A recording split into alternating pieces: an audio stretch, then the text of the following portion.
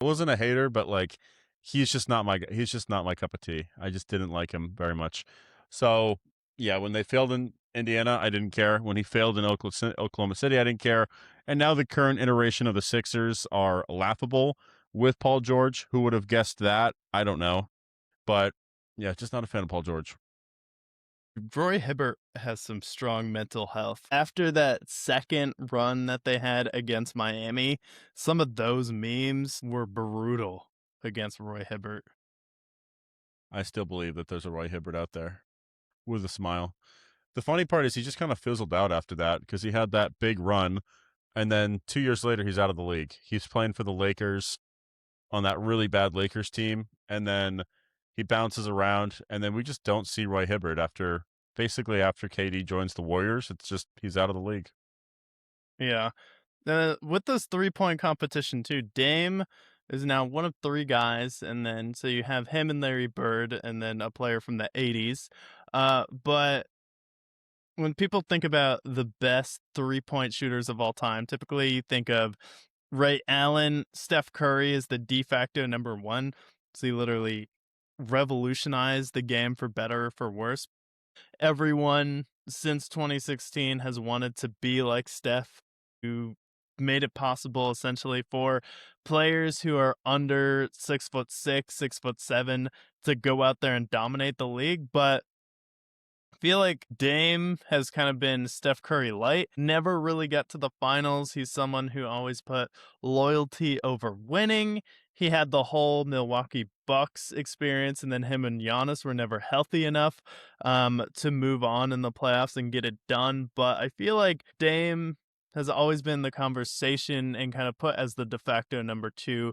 Has been him, Klay Thompson, and Ray Allen. But there's one player that has a pretty wide margin in the second overall for 3-point shots made of all time, and that's one James Harden. Not a lot of people realize that James Harden is the number 2 3-point shooter of all time, and it's not really close between him and Ray Allen. He has 3,318 threes, and Ray Allen has 2,973. So he has almost 400 threes more than Ray Allen, which is essentially a season and a half, 2 seasons more, and then he's going to have another couple seasons. And then below Ray Allen is Klay Thompson.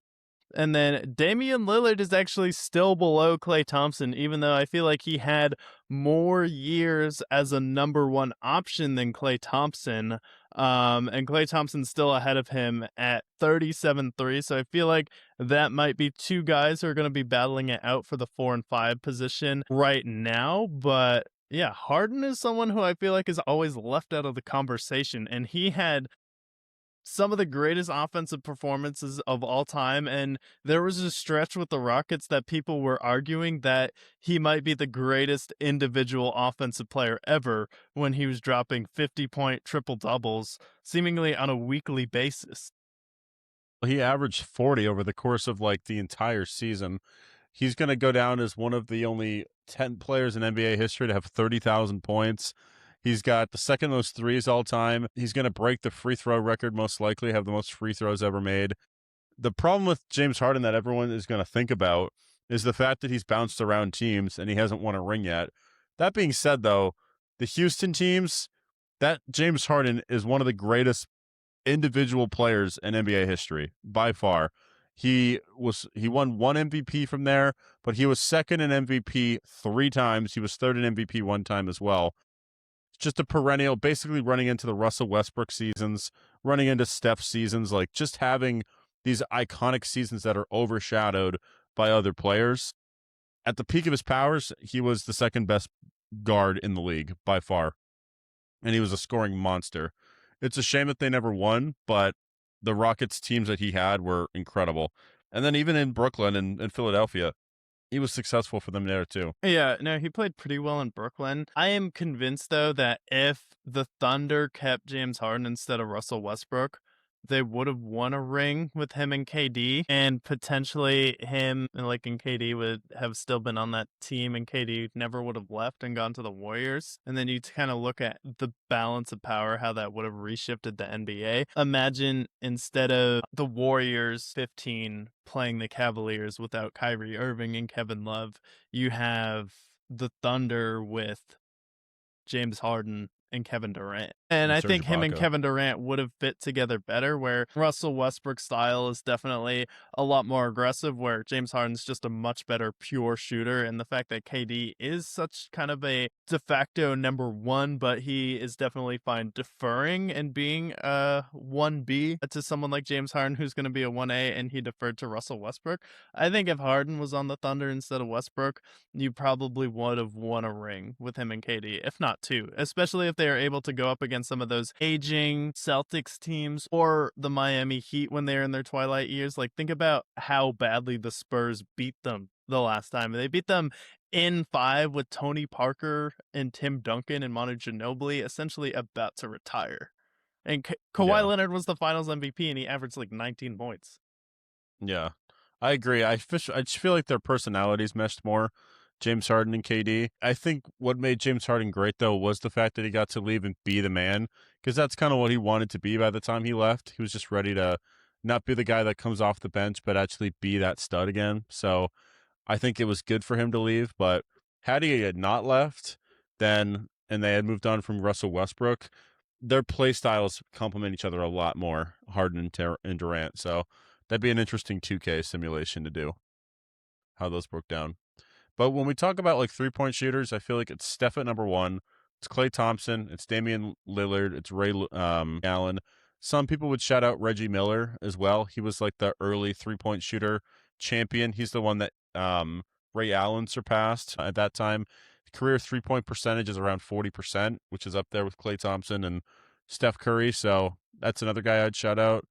And then honestly, like if we look through the 3-point competition list, like all-time 3-point made shots, it's fascinating some of the people that you would see on that list. And I can look through that list with you today, but like for example, like did you know that Eric Gordon is the 18th all-time 3-point shooter as far as 3-point made? Yeah, he's an interesting player that flies under the radar, but he was really good with James Harden on the Rockets, and he was with the Rockets in the same year with Mike D'Antoni when they were really having their big offensive explosion. So that one, like, it's kind of a sneaky pick for a lot of people, but that one doesn't shock me that Eric Gordon's there. Well, then also like at number 28, we have Wesley Matthews ahead of Chauncey Billups and Kobe Bryant. That one's crazy because Wesley Matthews, he's a player I think of someone who's really solid in Portland. He had some okay years in Dallas and then kind of bounced around with Milwaukee. But the fact that he's that high up, I think that's one of the cases with the modern NBA, just taking such a high volume of threes where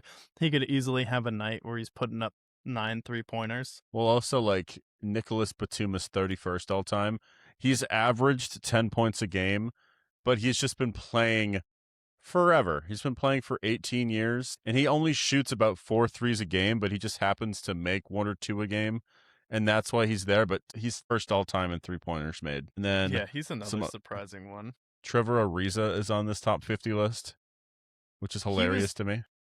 was like a dead eye. He was one of the dead eye shooters before the game really moved. So he was in the era where you'd have to have a 3-point specialist. So he was on the Clippers for a little bit as just their guy who would shoot threes. Cause it used to be in the NBA, you would just have your point guard, your shooting guard who would be like your scorer. And then at small forward or like at the 2 guard, you would just have a guy who is a 3-point specialist, and he was kind of in that era, and then he got to go to the Rockets for a little bit under that Mike D'Antoni system. We got 2 more people to shout out that are funny in the top 75. Tied at 69, Fred VanVleet has a chance to surpass none other than your favorite, Antoine Walker. Antoine Walker. Oh my, that's Antoine impressive Walker. that Antoine Walker's this high on the list, to be honest, with the era he played, because he played in the early 2000s. And, talk about a guy who could get really streaky, like him and Paul Pierce, like Antoine Walker. He is slept on. Yeah, and then the last He's like the one, Cole Kmet of that era. and then the last one I'll put is he's at the 75 position. None other then Evan Fournier to round out the 75. You have him, Terry Rozier, and Duncan Robinson. Terry Rozier is up there. He's top 75 all time. Well, we need to get him out of there. Suspend him a few more years. But Duncan Robinson's impressive because he was benched for a little bit. I feel like he hasn't got too much playing time the past few years. He's having a pretty good season in Detroit, though, on the number one seeded Detroit Pistons overall this year. So, yeah, that's definitely interesting. And then for me, a couple players that jump out to me is Paul Pierce at number 16. A lot of people think of Paul Pierce as just a good overall scorer, but the fact that he was someone who played and retired before the 3-point shot really took off, like, it's pretty impressive for me that Paul Pierce is on this list above someone like Kobe Bryant. He's someone who's only 100, about 143 away from Reggie Miller, 135 is away from Reggie Miller. He's right up there with someone like Kevin Durant as well. Buddy Hield is someone who just passed him. So Paul Pierce on this list at number 16, I think is pretty impressive. Also, Joe Johnson at number 22, shout out to him because he's Shout also out Joe someone Johnson. who was also like similar to Paul Pierce, more of an ISO score, but hit a lot of threes before it was really that era. So the fact that they're in the top 20, and then Dirk Nowitzki at number 21. He's really Yeah. the only big man in the top 25 I see on this list because you look at, we have Reggie Miller, Kevin Durant, who's a 3. He's not really a 4. But yeah, in the top 25, Dirk Nowitzki's the only power forward slash center you can point to on this list. Yeah. So that's impressive to see him there. Joe Johnson, another shout out you mentioned. I like seeing J.R. Smith there. He was elite for them. J.J. Redick, another great shooter. Role Mike player Conley shooters. Jr. at number Yeah. 23. That's a longevity stat. Like, I love Mike Conley, but that he's played in the NBA for so long. He was drafted in the same draft as Kevin Durant. He's 20 years deep. Like, he doesn't shoot that many threes a game, but he's averaged about 39% from the three, which is not bad. So I hope he can climb up this list more. But yeah, just when you're bored, just look up all-time three-point shooters because some of the names that you'll see, like Bogdan Bogdanovic at 91, Who at is the top of Dale it. Ellis at number 37? Yeah, Dale Ellis, old player.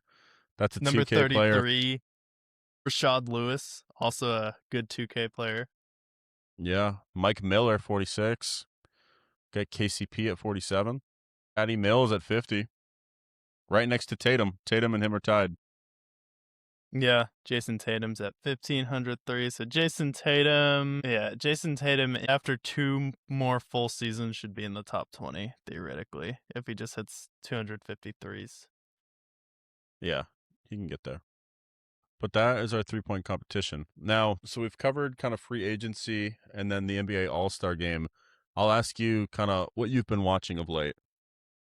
Yeah, so I was in Salt Lake and at the hotel, the only channel without ads was Stars. So usually hotels will usually have like Stars, HBO Max, or like another channel. So what I was watching was we get the opportunity to watch The Long Walk. Another Stephen King movie. And this was like if you made the Maze Runner or Hunger Games concept, but even more boring.